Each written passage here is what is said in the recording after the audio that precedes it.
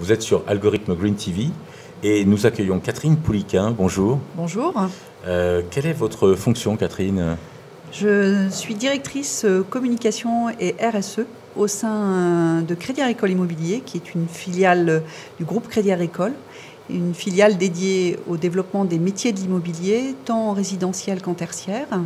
On couvre 3 grands métiers aujourd'hui: la promotion d'immobilier d'entreprise, la promotion d'immobilier résidentiel.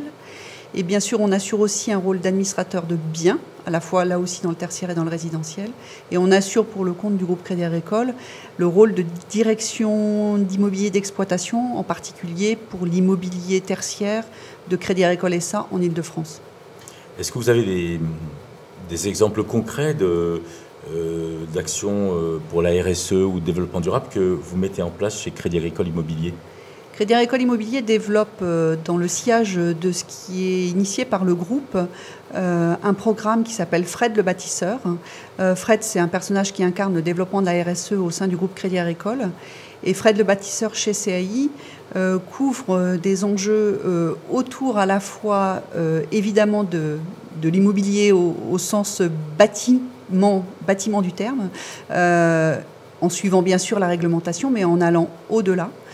Et un des éléments concrets autour de l'immobilier résidentiel que nous développons, c'est le concept d'un logement évolutif qui permet aux habitants de rester plus longtemps dans un appartement en le faisant vivre au rythme de l'évolution de la famille, en déposant des cloisons ou en rajoutant en fonction de l'évolution de la famille et de ses besoins. C'est un concept qui est à la fois plébiscité par les collectivités publiques, qui sont souvent exposées aux problématiques de l'évolution de la famille et en tous les cas des familles recomposées notamment. Et ce concept s'adapte notamment dans ces situations-là en permettant de faire évoluer un appartement différemment. Et en tous les cas de proposer un nouveau mode d'habitation. Je crois que c'est votre deuxième participation aux journées C3D. Qu'est-ce que vous attendez en fait de ces journées? À votre avis, qu'attendent les participants également? Un partage avant tout, un besoin de confronter et j'ai envie de dire de partager nos points de vue, nos avancées, nos organisations, nos fonctionnements.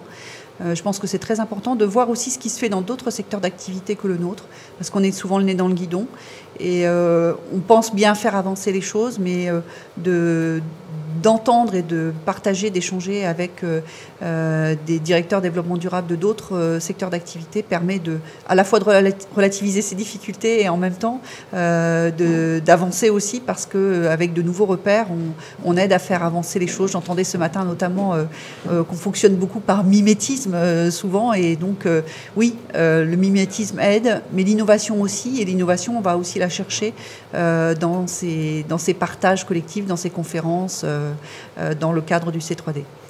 Bon partage donc, Catherine Pouliquin, merci beaucoup. Merci à vous.